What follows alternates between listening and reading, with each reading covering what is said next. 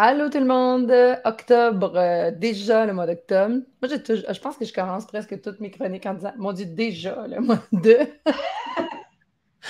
Allez faire le tour des chroniques, vous allez À peut-être toutes les, entendre oui, souvent c'est vrai, ça. à toutes les mois, tu dis ça. En effet, parce OK, blague à part, en qu'on fait. se Le temps projette passe dans le tellement vite à chaque fois, j'en reviens pas, mais bon. Je vais juste prendre quelques minutes. Ben, on va commencer par dire bonjour à Dominique. Bonjour Dominique, comment vas-tu? bonjour. Ça va Ça bien? va bien, toi? Oui, ça va très bien. Oui, oui, Je vais toi? prendre quelques minutes, Dominique, si tu le permets, pour parler un peu du fonctionnement de nos chroniques. Je pense que c'est important de faire un petit rappel à ceux qui sont là depuis un bout de temps, mais aussi à ceux qui viennent d'arriver, parce que, on a toujours du nouveau monde qui se joigne à nous. En finance, en fait, ce qu'on a fait, c'est que on a créé, ben, en finance, c'est dans toutes les sphères de la vie de famille. On a créé un guide saisonnier et chacune des chroniques de Dominique porte sur les éléments du guide saisonnier. Fait que là, si vous nous suivez depuis un bout de temps puis que vous faites vos devoirs, vous savez pas mal ce qui s'en vient pour octobre dans cette chronique-ci.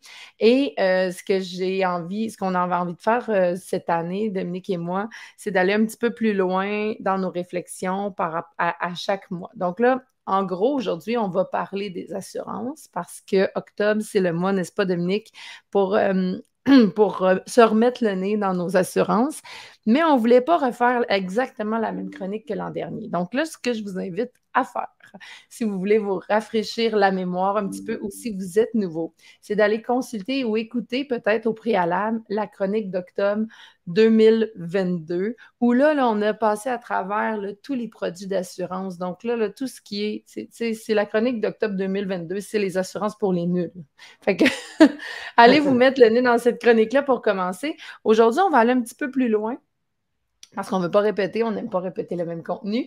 Donc, après que vous ayez consulté la chronique d'octobre 2022, revenez, puis on va aller un peu plus loin parce que, ben, en fait, moi, je veux juste commencer, Dominique, en disant que je commence à être pas pire, là. C'est la deuxième année que je rôde mon processus administratif, puis j'ai l'impression de le maîtriser. C'est vraiment satisfaisant.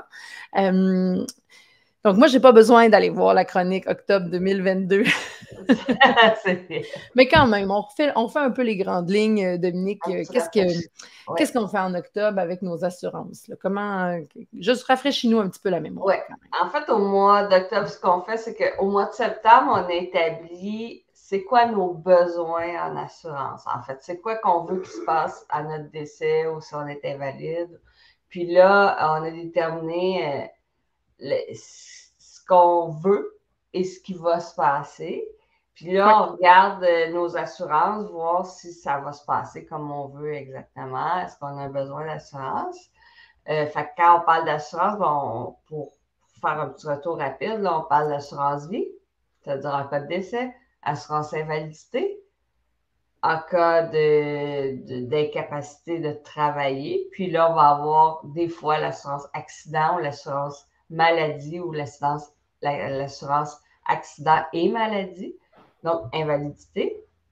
Puis à cela, on va venir ajouter assurance maladie grave là, qui est apparue là, ça fait maintenant quelques années là, quand même, mais c'est une assurance, un montant forfaitaire qu'on va recevoir si on est atteint d'une maladie grave. Là, chaque contrat a sa liste de maladies, oui, là, AVC, cancer.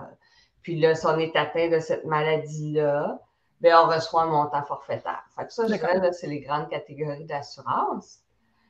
Puis, on ajoute à ça, qui est un peu de tout ça en même temps, c'est les assurances qu'on prend quand on souscrit à un prêt. Ça veut dire que je fais une carte de crédit, je prends une carte de crédit, puis là, ils me disent, voulez-vous souscrire à l'assurance? Puis là, Mhm. souvent, je vais avoir l'option assurance vie, assurance invalidité, ou des fois, ça va être combiné. Puis maintenant, on va voir aussi assurance maladie grave. Ça voudrait dire Pour nos cartes de crédit, là. exactement. Mais là, on va parler de carte de crédit, Hypothèque, de marge de crédit, de prêt auto. Dès qu'on souscrit à un prêt, il y a toujours une offre d'assurance d'assurance qui vient avec qui vient avec. pour ce prêt-là. Exactement. OK. En fait, l'idée étant que si je m'endette davantage, mais si je décède, je vais avoir une dette de plus à mon actif. Donc, est-ce que j'ai besoin d'assurer ce prêt-là? Donc, ce qu'il faut faire attention, c'est la première chose, de ne pas cumuler trop d'assurances. Donc, ce mois-ci, on fait vraiment l'inventaire des assurances qu'on a, mais ça inclut toutes ces assurances-là qu'on souscrit souvent à coût de 3 par mois, 4 par mois, 10 Fait qu'on perd le fil un peu parce que ça semble toujours pas cher. Ouais. Mais peut-être qu'à la longue, ça devient cher et qu'on pourrait avoir mieux pour le même prix. Puis, corrige-moi si je me trompe, là, mais peut-être quand on connaît pas ça, on a peur de se mettre les pieds dans les plats. Et surtout si on a une tendance un peu anxieuse ou Oui. là, on se dit « 3 piastres. Je connais pas ça, j'aime mieux payer 3 piastres que de m'informer. Puis je voudrais pas comme laisser des gens dans le trouble ou quoi que ce soit. » Fait qu'on le prend parce qu'on se dit 3 piastres, c'est pas beaucoup. C'est pas grave. Mais ça peut devenir beaucoup là, à la longue, en fait. Exactement. Des fois, là, 5 fois 3 c'est 15 Puis 15 je pourrais avoir une meilleure assurance pour 15 que 5 petites assurances.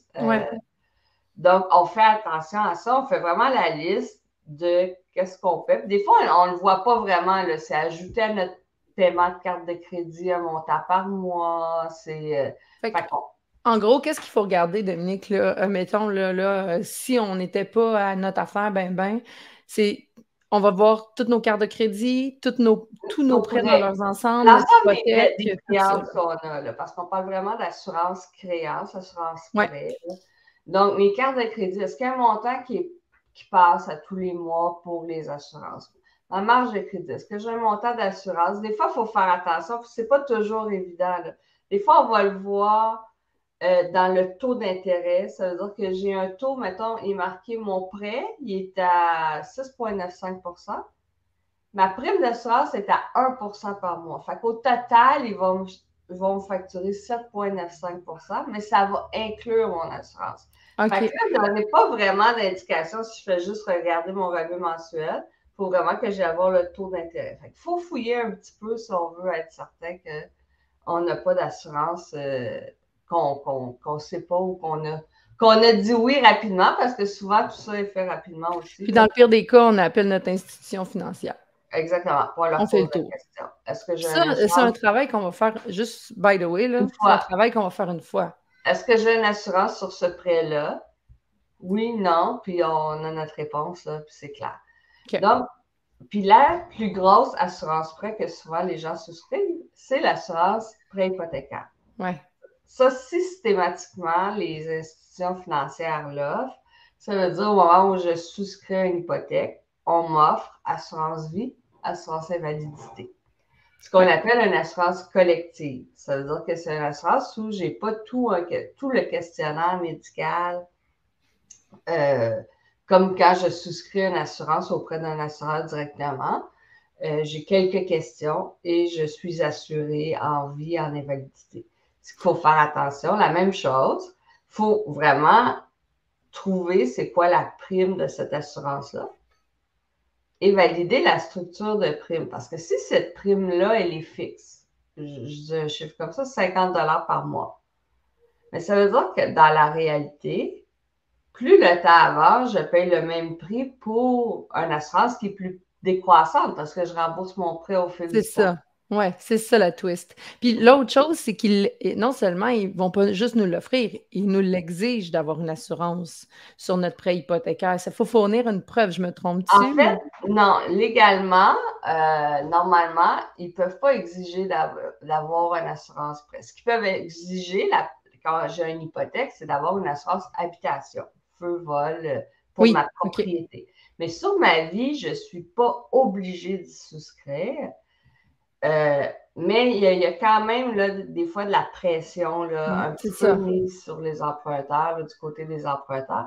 Un truc, puis je vais revenir tout à l'heure, c'est peut-être de souscrire sur le coup, puis à tête réfléchie, on peut l'annuler. Tu sais, quand Oui. on se sent inconfortable, Ben, là, exact, moi, ben, c'est ce qui m'est arrivé, là, petite tranche de vie, là, en fait, là, moi, c'est ce que...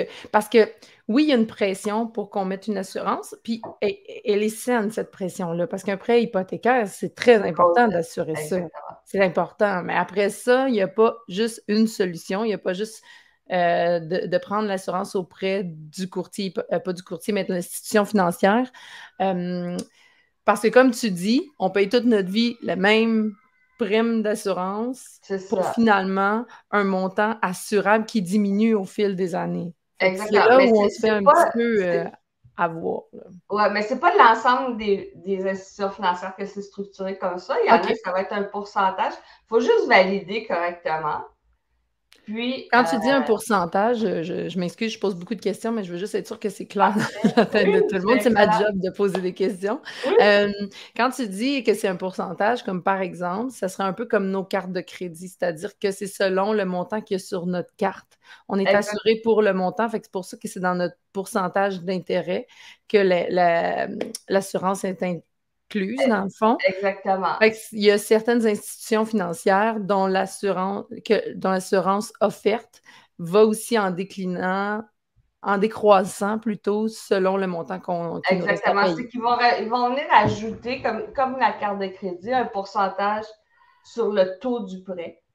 Donc, je vais payer, au lieu de payer 4 de mon prêt hypothécaire, je vais payer 4,5 mais ça va inclure mon assurance. C'est ça. Donc, il faut faire le calcul parce que 0,5 on a rarement la référence, là. Tu sais, fait qu'il faut vraiment Ouais. le mettre en dollars, faire l'exercice ou demander à quelqu'un de le faire, là, c'est un peu compliqué pour nous, là, ou de poser la question, là, ça veut dire que ça me coûte combien par année Ouais. pour vraiment savoir. Fait que ça, c'est la première chose, là, la structure des primes. Il faut Ouais. s'assurer de ça. Ensuite, on a les assurances collectives prises directement avec les institutions financières. Il y a rarement, là, j'en ai parlé tout à l'heure, de questions médicales. Ça veut dire Mhm. que tous les assurés sont un peu dans le même groupe. Fait que tout le monde paie pour tout le monde dans une assurance, c'est ça le Ouais. principe dans le fond. Là. Il y en a qui vont payer plus pour ceux qui vont réclamer. Puis... Mhm. Donc, ça veut dire que contrairement aux autres assurances, si moi, ma prime, normalement serait élevée parce que je vais prendre le pire scénario, je suis un homme non-fumeur, un Mhm. homme fumeur, Ouais. qui sont ceux qui payent le plus cher. Ben, je suis avantagée dans une assurance collective parce que la femme non-fumeur, qui devrait, elle, payer beaucoup moins cher que moi, va payer probablement sensiblement le même prix, là. Il n'y a pas de classification fumeur-non-fumeur dans les assurances collectives. Donc, ça pourrait venir avoir un impact. Mais Ouais. c'est surtout qu'il n'y a pas de questions médicales, hein. C'est très court les questions, 3 ou 5 questions auxquelles on répond. Et ça pourrait avoir comme impact que si j'ai une réclamation, à ce moment-là, il pourrait me poser des questions, voir si c'était une situation préexistante. Ah Contrairement ouais. à si je prends une assurance auprès d'un assureur qui me pose toutes les questions médicales, mais tout de suite, il va me donner sa position de Mhm. c'est assurable, non, c'est pas assurable. Donc, de ce côté-là, là, ça ne veut pas dire que c'est toujours problématique, là, c'est pas loin de là ce que je veux dire, mais c'est la différence entre les deux. OK. Que quand il va t'avoir accepté, ça va être parce que tu as répondu à un questionnaire très complet, donc il connaît déjà ta condition, hein. Ça veut dire que, d'accord, là, je fais un scénario. Je suis un homme fumeur, je prends l'assurance auprès de mon institution bancaire pour mon hypothèque. Puis finalement, il arrive quelque chose, je dois réclamer. Ça se peut qu'ils fouillent un peu puis qu'ils me disent que, vu que c'est une condition préexistante, ils ne peuvent pas m'assurer. Il y a une possibilité.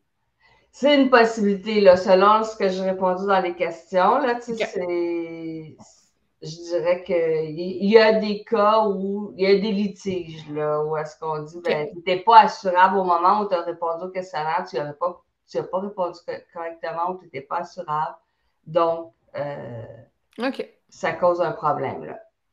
L'autre, l'autre différence, et je dirais que c'est une des majeures, c'est que si je souscris mon assurance avec l'institution financière A, prenons un prêt hypothécaire parce que ça représente quand même là, des gros montants Ouais. d'assurance. et que dans 5 ans, je veux changer de prêteur parce que j'ai une meilleure offre chez un prêteur B. Mais ma condition médicale, elle s'est détériorée et je ne serais plus assurable aujourd'hui. J'ai une assurance chez le prêteur A. Donc, si je veux conserver mon assurance que j'ai pris avec le prêteur A, je n'ai pas le choix de rester avec le prêteur A pour le reste du terme de mon prêt. Pour garder cette assurance-là, parce que là, je ne suis plus Parce qu'elle assurable. est liée au prêt. Ouais. Tandis que si j'ai pris une assurance prêt ou autre auprès d'un assureur directement, mais je peux changer mon prêteur. Ça n'a pas d'impact parce que le prêt n'est pas lié à mon prêteur. Donc là, dans le fond, on a 2 options. Soit on prend notre assurance auprès de nos courtiers hypothécaires. Je dis tout le temps courtier hypothécaire, mais c'est l'institution bancaire. Je m'excuse, je ne vais pas mêler personne. Si on prend notre assurance auprès de l'institution bancaire, on a peut-être un peu de limitation. L'autre option, nous, on la connaît, mais peut-être qu'on ne l'a pas nommée, c'est de prendre une assurance vie qui couvre l'ensemble de nos prêts. Et là, on la prend une fois. Donc, on n'a pas besoin de faire des changements en cours de route.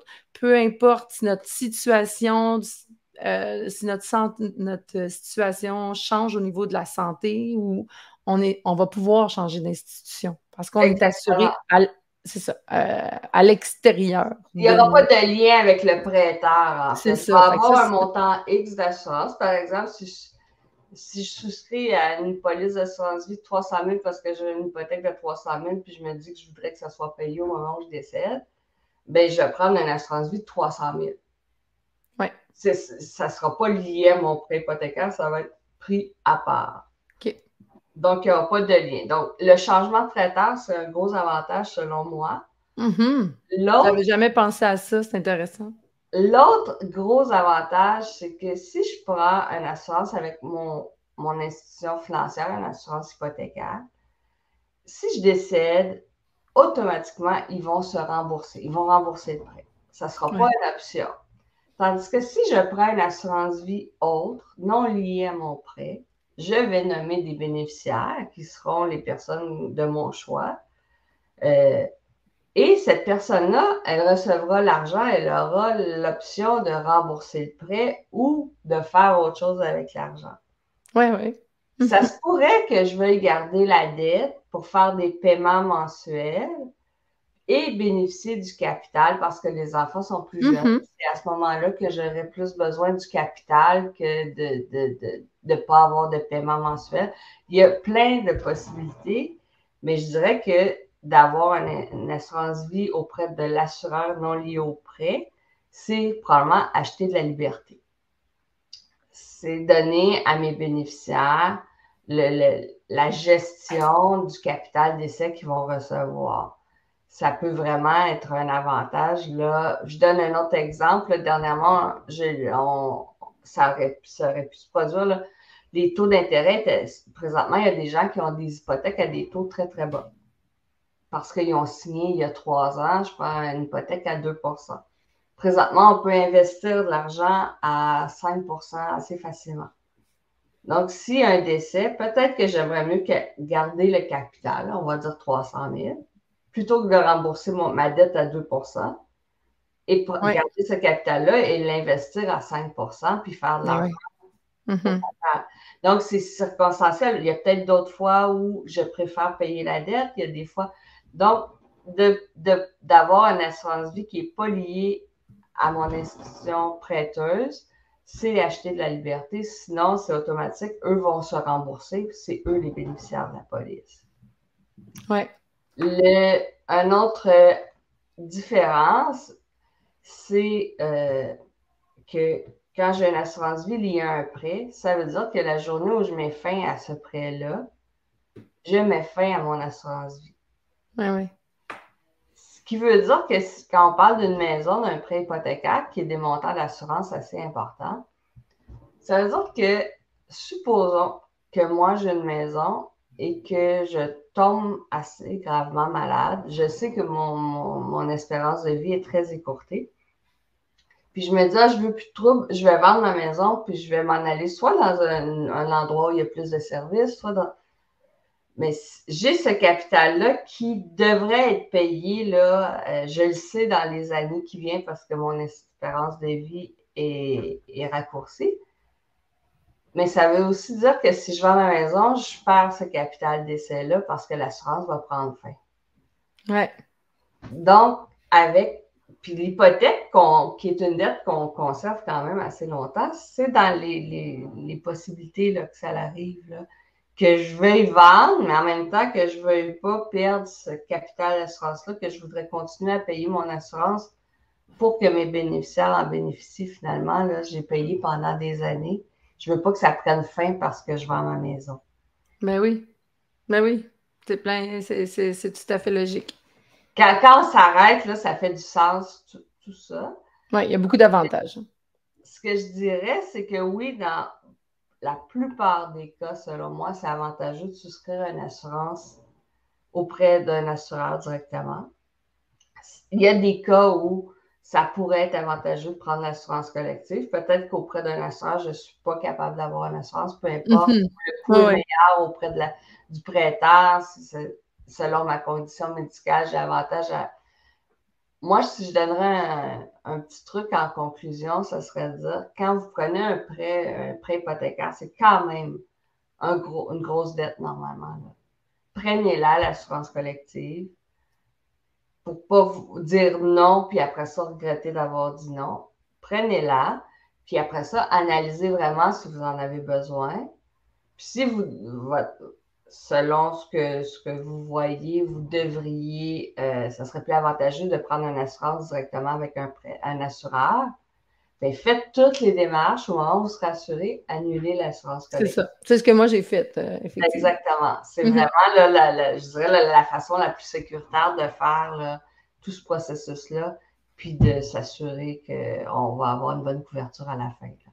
Ben oui, puis tu sais, je veux dire, dans tous les cas, moi, je vous suggère de le faire avec aussi un conseiller financier qui va pouvoir regarder avec vous l'ensemble de vos besoins, comme on le fait au mois de septembre, puis qui va être capable de vous dire c'est quoi le montant nécessaire d'une assurance vie, à combien vous devriez souscrire, combien vous devriez être assuré pour rembourser l'ensemble de vos dettes. Mais moi, je pense que c'est surtout on parle à des jeunes parents, là, c'est le moment de le faire, là, d'avoir une bonne assurance vie.